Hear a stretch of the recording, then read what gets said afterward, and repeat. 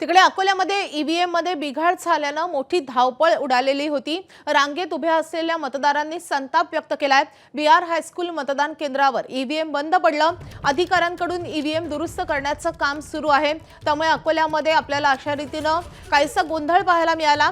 अशीच परिस्थिती राज्यातल्या इतरही काही मतदान केंद्रांवर पाहायला मिळालेली आहे। कुठे ईव्हीएम मशीन बंद पडलेले आहेत, तर कुठे काही प्रक्रियेमध्ये गोंधळ झालेला आहे आणि त्यामुळे मतदानाच्या प्रक्रियेमध्ये काहीसा व्यत्यय आलेला आहे।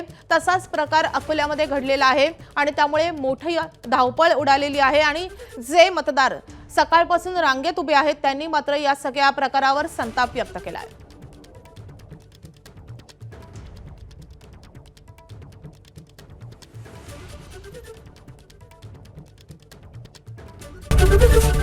एबीपी माझा, उघडा डोळे बघा नीट।